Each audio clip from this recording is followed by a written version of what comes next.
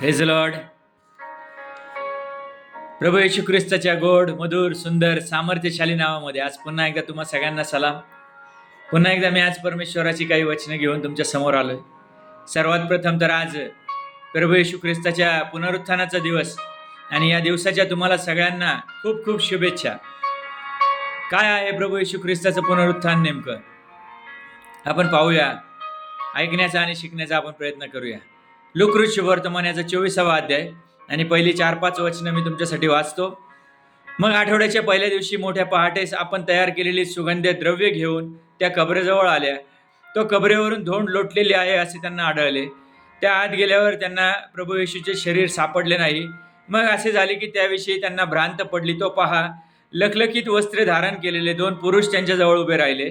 तेव्हा भयभीत होऊन त्यांनी आपली तोंड जमिनीकडे केली असता ते त्यांना म्हणाले, तुम्ही जिवंताचा शोध मेलेल्यांमध्ये का करता? तो येथे नाही तर उठला आहे. तो गालिलात होता, तेव्हाच त्याने तुम्हाला काय सांगितले याची आठवण करा. ते असे की मनुष्याच्या पुत्राला पापी जनांच्या हाती धरून देण्यात यावे, त्याला वधस्तंभावर खेळण्यात यावे व 3ऱ्या दिवशी त्याने पुन्हा उठावे याचे अगत्य आहे. Hallelujah, praise the Lord. आणि या वचनांमध्ये आम्हाला पाहायला मिळतं की ज्या मरिया मगदालिया, येशूची आई आणि त्याच्या संगती असणाऱ्या त्या स्त्रिया ज्या होत्या, त्या सगळ्या स्त्रिया सुगंधी द्रव्य मसाले तयार करून, आता येशू 3 दिवसापूर्वी मरण पावलाय, आता 3 दिवस झाले, त्याचं प्रेत सडायला सुरुवात झाली असेल असा विचार करून त्या प्रेताला मसाले लावायचे त्या काळामध्ये पद्धत होती, जेणेकरून की ते प्रेत लवकर सडलं नाही पाहिजे.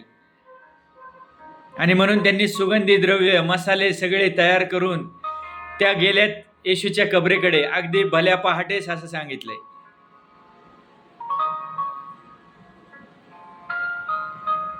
त्या कबरेजवळ गेलेल्या असताना त्या कबरेवरती जी धोंड होती, ती धोंड सुमारे 12-15 टनाची असावी असं म्हटलं जातं. आणि ती धोंड त्याच्यावरून हटवलेली होती. जर त्याच्या आधी तुम्ही पुढच्या काही पुस्तकांमध्ये पाहिलं, मत्तई शुभवर्तमानात, लूकरूज शुभवर्तमानात किंवा अजून पुढे मार्कमध्ये, योहानमध्ये जर पाहिलं तर रेफरन्सेस पाहायला मिळतात की त्या कबरेवरची जी धोंड होती तिच्यावरती शिक्कामोर्तब केलेलं होतं तिथल्या रोमन साम्राज्याने. त्या कबरेवरती पहारा बसवलेला होता यासाठी की येशूचं प्रेत कोणी चोरून घेऊन जाऊ नये किंवा कोणी ते चोरून नेल्यानंतर अशी अफवा उठू नये की येशू मृतामधून जिवंत झालाय म्हणून. म्हणजे प्रेत चोरून घेऊन जायचं आणि मग म्हणायचं की येशू उठलाय. प्रियांनो, तसं काही घडलेलं नाही. त्या कबरेवरती पहारा बसवण्यात आलेला होता. आणि ज्या वेळेला या बहिणी सगळ्या तिथे गेल्यात, या सगळ्या लेडीज लोक तिथे गेलेत आणि त्यांना त्या कबरेवरची धोंड हटवलेली दिसते. आणि ज्या वेळेला आत गेल्यात त्यावेळेला त्यांना येशूचं शरीर सापडलं नाही, तर फक्त त्याची वस्त्र तिथं पडलेली होती असं म्हटलं. ज्या वस्त्रांमध्ये येशूला गुंडाळलं होतं त्याला श्राउड ऑफ ट्युरिन असं म्हटलं जातं. आणि ते वस्त्र फक्त तिथं सापडलं. आणि मग त्या भयभीत झाल्यात ज्या वेळेला त्यांनी 2 लखलखीत वस्त्र परिधान केलेले पुरुष तिथं पाहिलेत.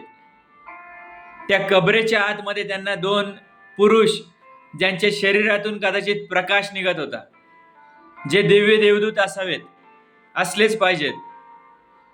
आणि ते त्या स्त्रियांना असं म्हणतायत, तुम्ही जिवंताचा शोध मेलेल्यांमध्ये का करता?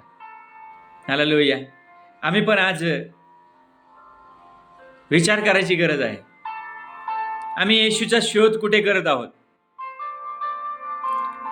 आज अनेक लोक म्हणतात प्रभू उठला आहे, प्रभू उठला आहे, प्रभू उठला आहे. त्यांच्या जीवनामध्ये तो वधस्तंभावरती टांगलेल्या अवस्थेमध्येच असतो. कारण आम्ही रोज एक नवीन पाप करून रोज आम्ही त्या येशूला वधस्तंभावर खेळत आहोत. परंतु फक्त या पुनरुत्थान दिनाच्या दिवशी आम्ही सगळ्यांना हॅपी ईस्टर म्हणत आहोत. मी अनेकदा सांगतो, ईस्टर या शब्दाचा अर्थ अष्टारोथ नावाची देवी असा होतो. परंतु आम्हाला आमच्या परंपरेतून बाहेर पडायची गरज वाटत नाही का? आणि म्हणून मग आम्ही सगळ्यांना हॅपी ईस्टरचे आम्ही संदेश पाठवत आहोत. प्रियांनो, आम्ही जिवंताचा शोध मेलेल्यांमध्ये करत आहोत काय? सगळ्यात महत्वाची गोष्ट आज काय आहे? ती कबर रिकामी आहे. हालेलुया. अनेक लोक या जगामध्ये आले, अनेक आपण असं म्हणूया की बाकीचे धर्म आहेत, बाकीच्या जाती आहेत. अनेकांनी त्यांच्या जातीमध्ये प्रत्येकाने आपापले देव तयार केलेले आहेत. प्रत्येक व्यक्तीला देव म्हटलं जातं त्यांच्याकडे. आणि असे अनेक लोक आले, अनेक लोक मरण पावले.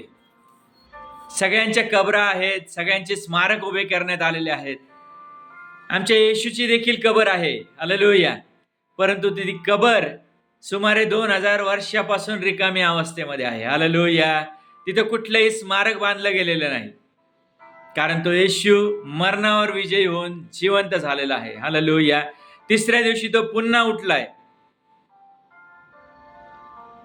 ते देवदूत असं सांगतात की मनुष्याच्या पुत्राला पापी जनांच्या हाती धरून देण्यात यावे, त्याला वधस्तंभावर खेळण्यात यावे व तिसऱ्या दिवशी त्याने पुन्हा उठावे, याचे अगत्य आहे. हालेलुया. येशूने देखील स्वतःच्या मरणाविषयी भविष्यवाण्या केल्या, पण त्याच वेळेला तो हेही सांगत होता की मला तिसऱ्या दिवशी उठवलं जाणार आहे, मी तिसऱ्या दिवशी पुन्हा जिवंत होणार आहे. हालेलुया. Praise the Lord. तो वधस्तंभावर मरायच्या आधी तो शिष्यांना सांगतो की मी माझा प्राण स्वतःहून देतो, माझा प्राण कोणी घेऊ शकत नाही, आणि मी माझा प्राण ज्या पद्धतीने देतो त्याच पद्धतीने मी पुन्हा जिवंतही होणार आहे, हे देखील तो सांगत होता. तो शिष्यांना शिकवायचा प्रयत्न करत होता, पण त्यांच्या ते कदाचित त्यावेळेला लक्षात आलं नसेल. या बहिणींना देखील त्याने सगळं सांगितलेलं होतं, परंतु या बहिणी आपल्या नित्य नियमाप्रमाणे, नेहमीचा जो क्रम असतो, आजही आम्ही पाहतो तिसऱ्या दिवशी फुलं सावडायला, घरातली कोणी व्यक्ती मरण पावल्यावर तिसऱ्या दिवशी फुलं टाकायला म्हणून आम्ही परत जात असतो. त्याच प्रकारे ह्या बहिणी पण तिसऱ्या दिवशी प्रेतांना मसाला लावायला गेल्यात. परंतु ते दिव्य देवदूत असं म्हणतात, जिवंताचा शोध मेलेल्यांमध्ये का करता? आम्ही त्या येशूला कुठे शोधत आहोत?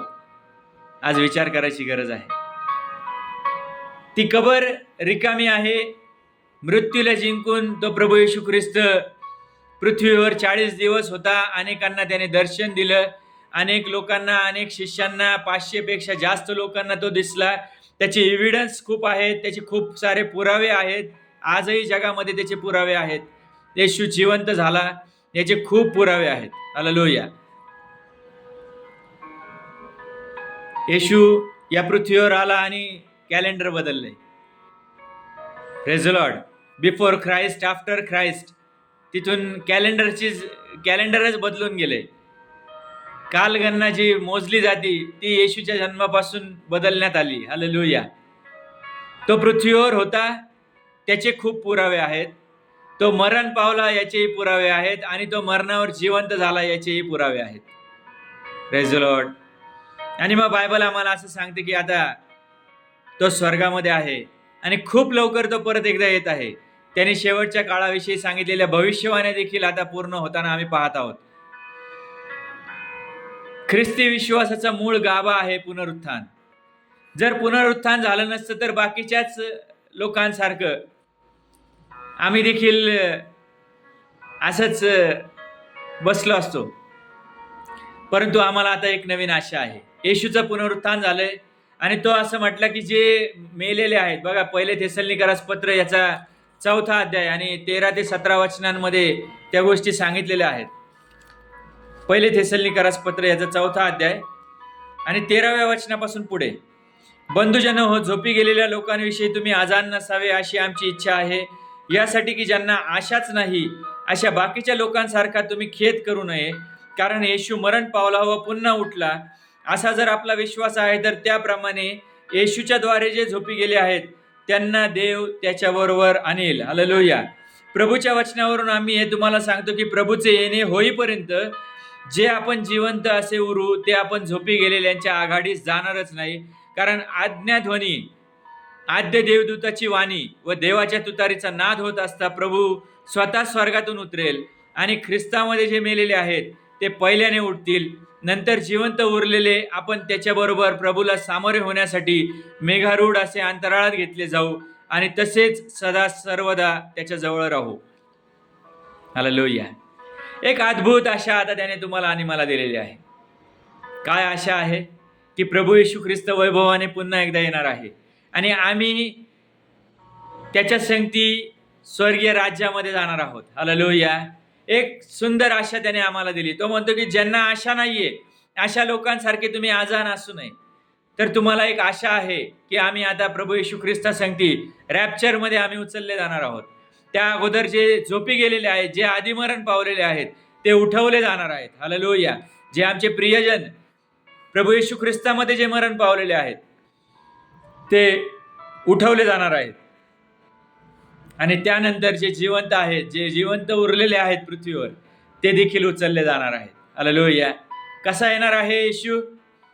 आज्ञाध्वनी, आद्य देवदूताची वाणी आणि देवाच्या तुतारीचा नाद होत असताना, तुतारी वाजणार आहे प्रभू येशू ख्रिस्त येत असताना. हालेलुया. त्या मेघावरती तो आरूढ होऊन येत असताना तो नजारा कसा असेल तुम्ही कल्पना करू शकताय काय? प्रियांनो, प्रभू येशू ख्रिस्त फक्त आला, वधस्तंभावर मरण पावला, त्याच्याकडे ताकद नव्हती, त्याला सामर्थ्य नव्हतं, तो कशावरतीच विजय मिळवू शकला नाही. लोकांनी पकडलं आणि त्याला मारून टाकलं आणि ते असं म्हणत होते की तू जर देव आहेस तर तू स्वतःला वाचव, आणि तू जर स्वतःला वाचू शकत नाही तर तू आम्हाला काय वाचवणार? हालेलुया. अशा प्रकारे त्याची हेटाळणी केली गेली प्रियांनो.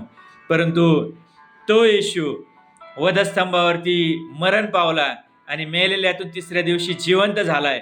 आणि या जगामध्ये अशी कुठलीच दुसरी व्यक्ती नाही की जी मरणावर विजय मिळवून जिवंत झाली. हालेलुया. जो स्वर्गामध्ये आहे, जो आजही तुमच्या माझ्यासाठी त्या पित्याकडे मध्यस्थी करत आहे, आणि प्रियांनो जो खूप लवकर मेघारूढ अंतराळामध्ये येणार आहे. हालेलुया. आणि त्याच्याविषयी कुराणमध्ये देखील सांगितलं गेलेलं आहे. कुराणमध्ये देखील ईसा अलैहि सलाम म्हणून प्रभू येशू ख्रिस्ताविषयी म्हटलं गेलंय.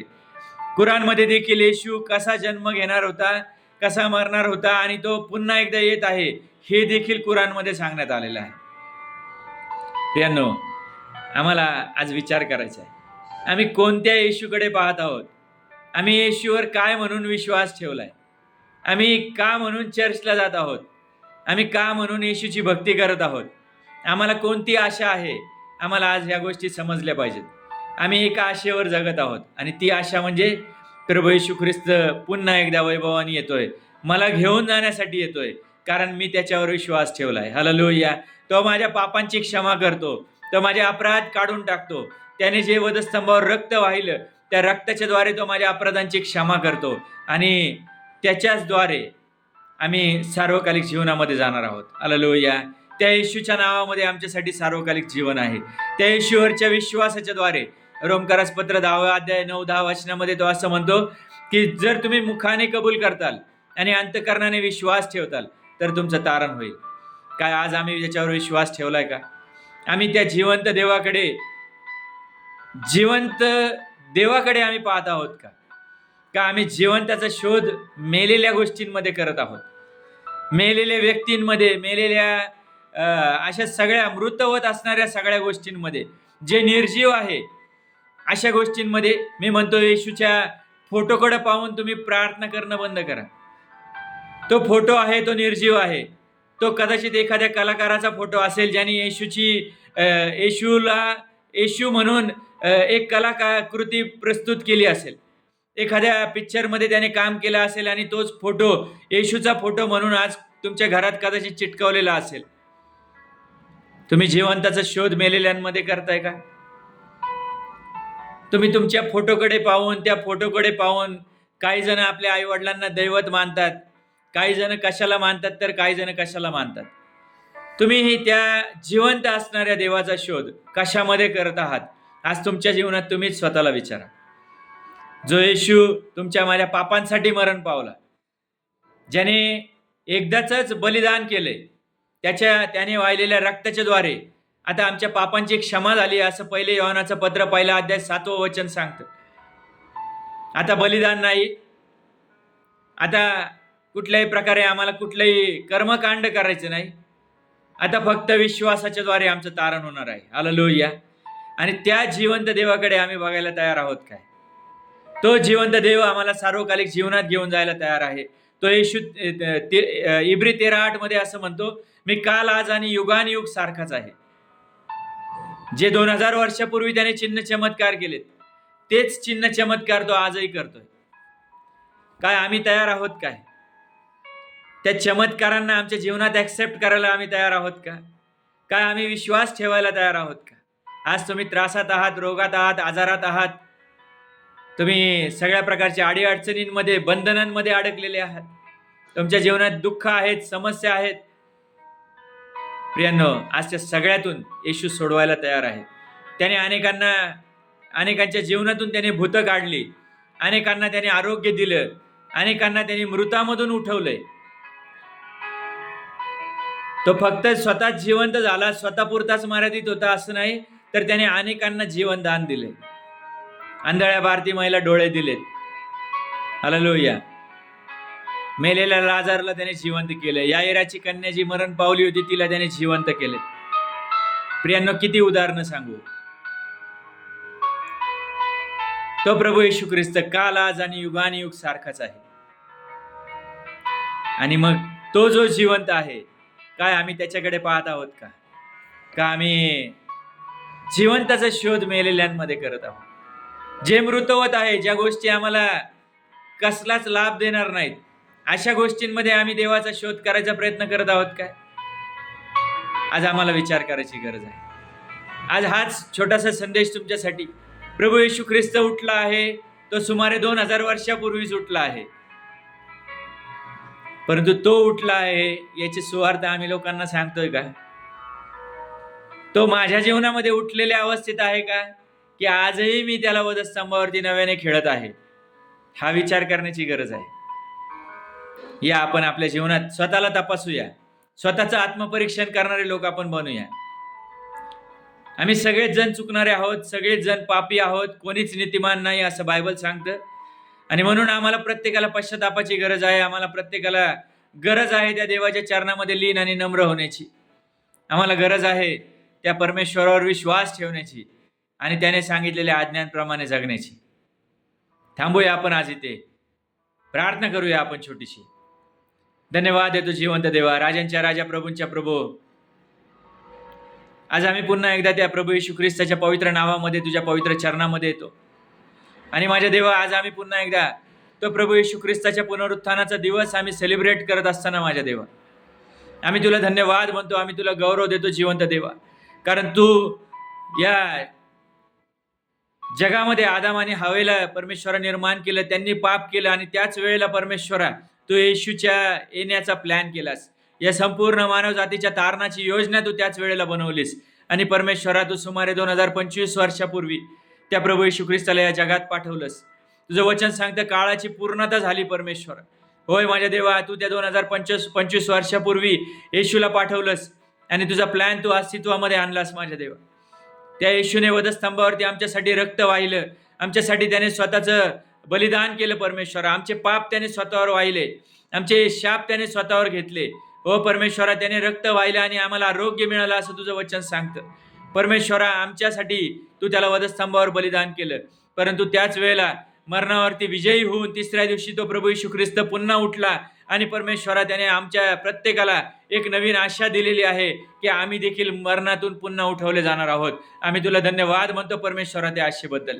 आम्ही तुला गौरव देतो जिवंत देवा, कारण एक अद्भुत आशा तू आम्हाला दिलेली आहेस. आम्ही त्या येशूवर विश्वास ठेवण्याचं एक सुंदर कारण तू आम्हाला दिलेलं आहेस परमेश्वरा, की आम्ही पुन्हा एकदा उठवले जाणार आहोत. आम्ही जर तो येशू जिवंत असतानाच तो आला तर आम्ही बदलले जाणार आहोत. आम्ही रूपांतरित करून त्याच्या संगतीवर आकाशात उचलले जाणार आहोत. होय परमेश्वरा, तुला धन्यवाद म्हणतो या सुंदर अभिवचनांबद्दल, या सुंदर आशेबद्दल आम्ही तुला गौरव देतो. माझ्या देवा, तुला आज विनंती करतो, हा व्हिडिओ पाहणाऱ्या ऐकणाऱ्या प्रत्येकाला परमेश्वरा आज येशू तुझ्या रक्ताच्या आच्छादनाखाली घे.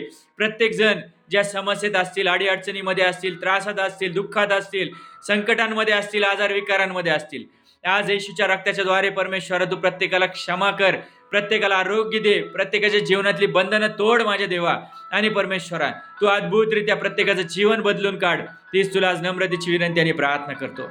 आम्ही जिवंत देवाचा शोध मेलेल्यांमध्ये करावा नाही, म्हणून तू आम्हाला प्रत्येकाला तयार कर परमेश्वरा.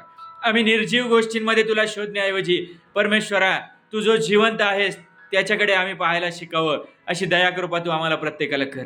आम्ही तुला धन्यवाद म्हणतो, या वेळेबद्दल तुला गौरव देतो, आजच्या दिवसाबद्दल तुला धन्यवाद म्हणतो. हा व्हिडिओ पाहणाऱ्या ऐकणाऱ्या प्रत्येकाला येशूच्या नावात तू आज आशीर्वादित कर, अशी नम्रतेची विनंती आणि प्रार्थना आमचा तारणारा प्रभू येशू ख्रिस्त त्याच्या गोड आणि सामर्थ्यवान नावात केली म्हणून तू ऐक पित्या. Amen amen. Praise the Lord. चला तर भेटूया पुन्हा एकदा पुढच्या व्हिडिओमध्ये. तोपर्यंत काळजी घ्या, सुरक्षित राहा. पुन्हा एकदा तुम्हाला आजच्या प्रभू येशू ख्रिस्ताच्या पुनरुत्थान दिनाच्या खूप खूप शुभेच्छा.